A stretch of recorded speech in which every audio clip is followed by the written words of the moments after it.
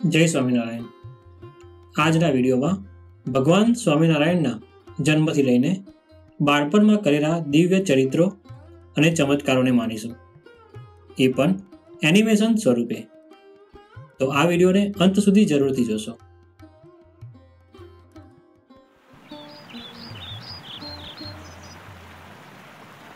અયોધ્યા નજીકનું છપૈયા ગામ, જ્યાં ગામની ફરતે ઘટાદાર વડ, પીપળા, આંબા, આંબળી, જમરૂખ, દાડમના સુંદર વૃક્ષો છે। આ ગામની સુંદરતા ગામની ચારે બાજુ છવાયેલા જાંબુના વનથી ખીલી ઉઠે છે। આ ગામ આખો દિવસ પંખીઓના કિરકિરાટ, મેના, દેવચકડી, કોયલ, પોપટ અને મોરના ટંકાઓથી ગુંજી ઉઠે છે। વળી આ ગામની સુંદરતા વધારવા નાની શેરીઓ, મંદિરો અને મેળીઓ છે। તારીખ 3 એપ્રિલ 1781 એટલે કે સંવત 1837ના ચૈત્ર સુધી નોમનો દિવસ છે। રાતના 10 વાગ્યાનો સમય છે। ધર્મદેવનું ઘર સુંદર અને અલૌકિક દેખાઈ રહ્યું છે। નાના બાળકો આનંદથી ઝૂમી રહ્યા છે। સ્ત્રીઓ ગીત ગાઈ રહી છે અને થાળીમાં કંકુ, ગુલાલ, ફૂલની માળા અને સુંદર લેસની વસ્ત્રો લઈને હસતી હસતી ધર્મદેવના ઘરે જઈ રહી છે। આજના શુભ દિને ધર્મદેવના ઘર આગળ ખૂબ જ ભીડ જામી છે। ધર્મદેવની યજ્ઞશાળામાં બ્રાહ્મણો મંત્ર બોલે છે। ધર્મદેવ ગરીબોને, સાધુ સંતોને, બ્રાહ્મણોને ઘરેણા, વસ્ત્રો અને ગાયોનું દાન આપી રહ્યા છે। ઘરની ચારે બાજુ દીવાની દીપમાળ ઝળહળી રહી છે।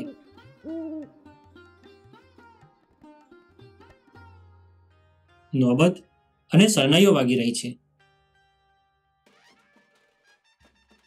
રાતના સમયે આટલો બધો આનંદ શા માટે?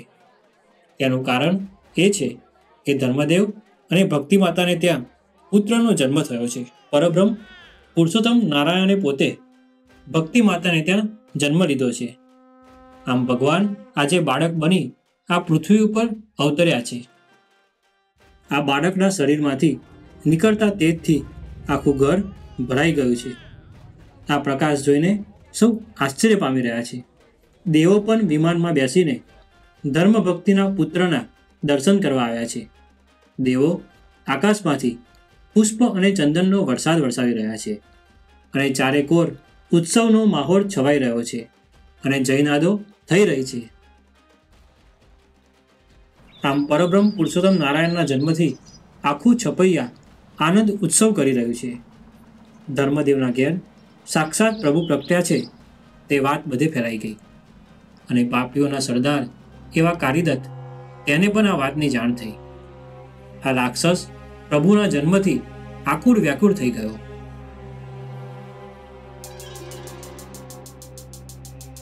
અને વહેલી સવારે તેને કૃત્યાઓને આજ્ઞા કરી કે જાઓ, ધર્મદેવને ઘેર જઈ બાળ પ્રભુને મારી નાખો।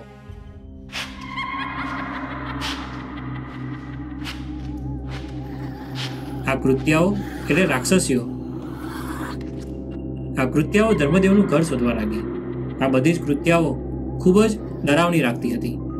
કાળી મેસ, લાલ ગુમ આંખો, મોટા મોટા અણીદાર દાંત, કદરૂપા મોઢા અને બિહામનો અવાજ। આ કૃત્યાઓ દોડતી દોડતી ધર્મદેવના ઘર આગળ આવી ગઈ।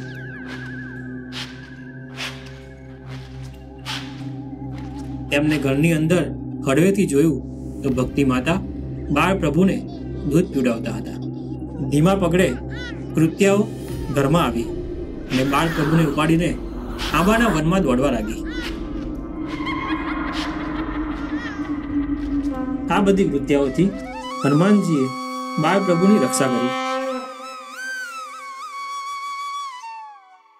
આ બધી જાણ કૃત્યાઓએ કારીદત્તને કરી અને કહ્યું કે હવે અમે છપૈયા બાળ પ્રભુને લેવા નહીં જઈએ। આ સાંભળી કારીદત્ત ક્રોધે ભરાયો અને તેને કોટરા નામની સૌથી મોટી કૃત્યાને બાળ પ્રભુને મારી નાખવા મોકલી। આ કૃત્યા બાળ પ્રભુના ઘર આગળ આવી અને ઊભી રહી ગઈ. અને પ્રભુ એકલા પડે તેની રાહ જોવા લાગી.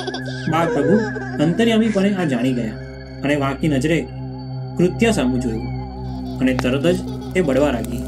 મરું છું એમ ચીસો પાડતી દોડવા લાગી અને ત્યાં જ મરી ગઈ. આ કૃત્યાને જોઈને બાળકો ડરી ગયા અને છપૈયા વાસીઓ પણ નવાઈ પામી ગયા. ધર્મદેવ અને ભક્તિ માતા તો ગભરાઈ જ ગયા હતા. જ્યારે બાળ પ્રભુ 2.5 માસના થયા તે સમયની વાત છે. ભક્તિ માતા કામમાં હતા, તેથી બાળ પ્રભુને પાળનામાં પડાડી રસોડામાં જતા રહ્યા.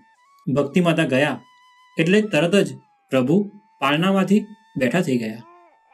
પોતાની ચૂસણી પાળનાથી દૂર પડી હતી. પાળનામાંથી તેઓ નીચે ઉતર્યા અને ઘૂંટણ પર ચાલતા જઈને ચૂસણી હાથમાં લીધી અને પાછા પાળનામાં આવીને બેસી ગયા. આ દ્રશ્ય ધર્મદેવના મિત્ર રામદયાળે જોયું અને તેમણે ધર્મદેવને પૂછ્યું કે તમારા પુત્રની ઉંમર કેટલી છે? ધર્મદેવ બોલ્યા કે હજુ તો માત્ર 2.5 માસના થયા છે. આ સાંભળી રામદયાળ આશ્ચર્ય પામી ગયા. તેમને થયું કે આ તો ખરેખર ઈશ્વર જ હોવા જોઈએ, નહીં તો આટલી નાની ઉંમરમાં આવી ચતુરાઈ કેવી રીતે આવે? આમ વિચારીને રામદયાળ મનોમન પ્રભુને પ્રણામ કરતા પોતાના ઘરે ગયા. હવે પ્રભુ 3 માસના થઈ ગયા હતા. એ જ સમયે માર્કંડેય મુનિ ધર્મદેવના ઘરે આવ્યા. ધર્મદેવે તેમનું સ્વાગત કર્યું. બેસવા માટે સુંદર આસન પાથર્યું તેમજ તેમની પૂજા કરી.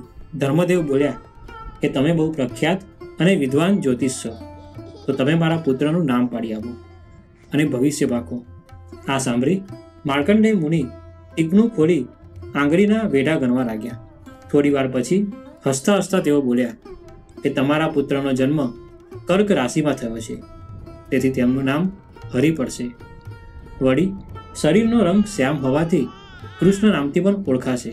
વળી આ બંને નામ ભેગા કરીએ તો હરિકૃષ્ણ એવું નામ થાય.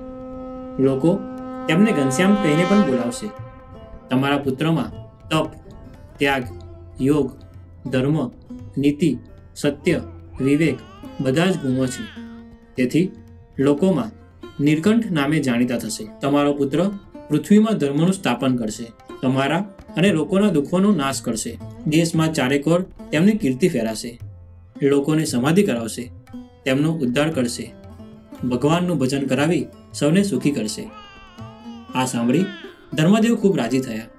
તેમને માર્કંડેય મુનિને સારા વસ્ત્રો, આભૂષણ, ગાયો, સોનામરો દક્ષિણામાં આપી અને વિદાય કર્યા.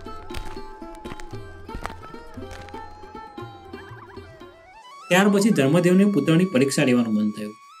તેમને ભક્તિ માતા પાસે બાજોઠ મંગાવ્યો. આ બાજોઠ પર રેશમી વસ્ત્ર પાથર્યું. પછી તેના ઉપર એક સોના મોહર, એક પુસ્તક અને એક તલવાર મૂકી અને જોવા લાગ્યા કે ઘનશ્યામ કઈ વસ્તુ ઉપાડે છે. ઘનશ્યામ પ્રભુ પારણામાંથી ઉઠીને તરત જ બાજોઠમાં પડેલ પુસ્તક ઉપાડ્યું. આ જોઈ ધર્મદેવ અને ભક્તિ માતાને ખાતરી થઈ ગઈ કે ચોક્કસ આ પુત્ર ભણીને મોટો વિદ્વાન થશે. ઘનશ્યામ પ્રભુ હવે 7 માસના થઈ ગયા હતા. ત્યારે ભક્તિ માતાએ વિચાર્યું કે હવે પ્રભુના કાન વિધાવી લઈએ. આ માટે કાન વિધનારાને તેમને બોલાવ્યો. સવારના સમયે ઘરની સામે આવેલા આંબળીના ઝાડની સામે ભક્તિ માતા ઘનશ્યામ પ્રભુને લઈને બેઠા. કાન વિધનારાએ ઘનશ્યામ પ્રભુનો કાન વિધવા હાથ લાંબો કર્યો. ત્યાં જ ઘનશ્યામ પ્રભુએ પોતાના શરીરમાંથી તેજ કાઢ્યું. કાન વિધનારાની આંખો તે તેજથી અંજાઈ ગઈ. તેને ડરીને ચીસ પાડી. ત્યાર પછી પ્રભુએ તેજ પોતાનામાં સમાવી લીધું અને પોતે માતાના ખોળામાંથી અદ્રશ્ય થઈને સામેના ઝાડ ઉપર જતા રહ્યા. માતાએ રામપ્રતાપભાઈને બોલાવ્યા.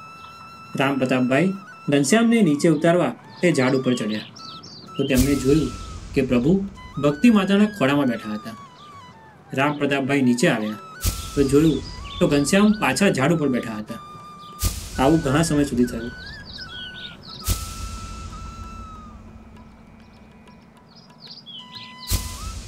પછી ઘનશ્યામ પ્રભુએ કહ્યું કે મને ગોળ ખાવા આપો તો હું કાન વિધાવું.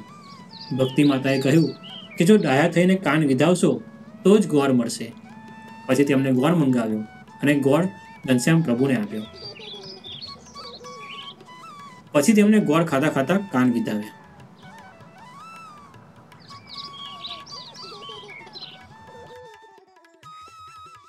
પ્રભુના એક મામી હતા, લક્ષ્મીબાઈ. એકવાર તેમને ભક્તિ માતાને પૂછ્યું કે આજે જમવામાં શું બનાવું.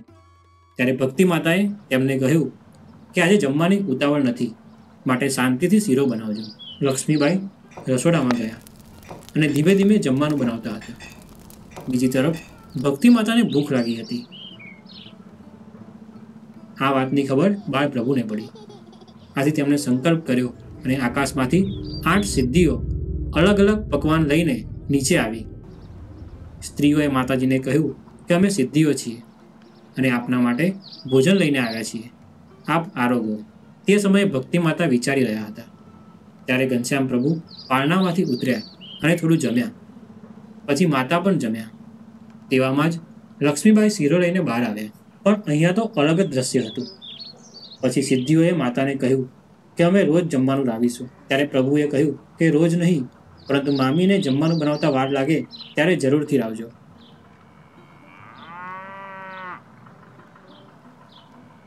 ધર્મદેવની ગૌશાળામાં ગોમતી નામની ગાય હતી. આમ તો ગાય સવારે અને સાંજે એમ 2 સમયે જ દૂધ આપે.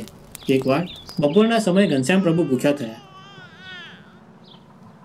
અને માતા પાસે જમવાનું માંગ્યું. માતાએ કહ્યું કે ટાઢી ખીચડી પડી છે, તમે જમો ત્યાં સુધી હું દૂધ લઈને આવું છું.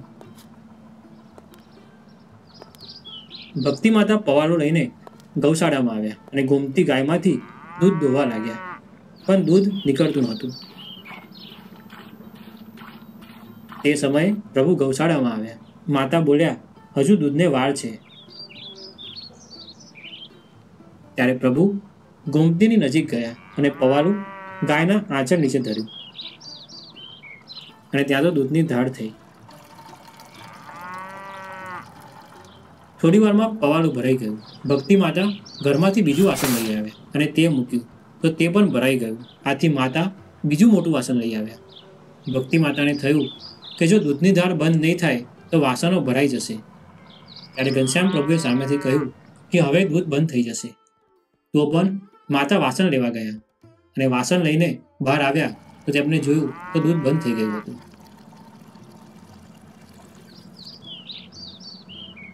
આટલું બધું દૂધ જોઈને ભક્તિ માતાએ કહ્યું કે હવે દૂધપાક પૂરીની રસોઈ બનાવી દઉં છું. એમ કહીને તેમણે દૂધપાક પૂરી બનાવીને ઘનશ્યામ પ્રભુને જમાડ્યો. પ્રભુ હવે 3 વર્ષના થયા હતા. ધર્મદેવને થયું કે પ્રભુના વાળ ઉતરાવવાની વિધિ કરીએ. આ માટે ગામમાં અમય નામનો વાળદ હતો. ધર્મદેવે સારું મુહૂર્ત જોઈને અમયને બોલાવ્યો. વહેલી સવારનો સમય હતો. ભક્તિ માતા પ્રભુને લઈને પૂર્વ તરફનું મુખ રાખીને બેઠા હતા. અમય પ્રભુના વાળ ઉતારતો હતો. ત્યાં જ ઘનશ્યામ પ્રભુ અદ્રશ્ય થઈ ગયા. બધાને પ્રભુ દેખાય, પરંતુ અમયને ના દેખાય. આથી તે ગભરાઈ ગયો અને સ્થિર થઈ ગયો. ભક્તિ માતાએ અમયને કહ્યું કે તમે કેમ બેસી રહ્યા છો, હજામત પૂરી કરો. ત્યારે તે બોલ્યા કે શું કરું, ઘનશ્યામ દેખાતા જ નથી. ભક્તિ માતાએ પ્રભુને કાનમાં કહ્યું કે અડધી હજામતે મોઢું સારું ન લાગે, માટે હજામત પૂરી કરાવી લો. પછી પ્રભુએ અમય સામું દ્રષ્ટિ કરી અને તેને દર્શન આપ્યા. આ જોઈને અમયને થયું કે નક્કી આ બાળક ભગવાન છે. પછી ઘનશ્યામ પ્રભુએ નારાયણ સરોવરમાં સ્નાન કર્યું.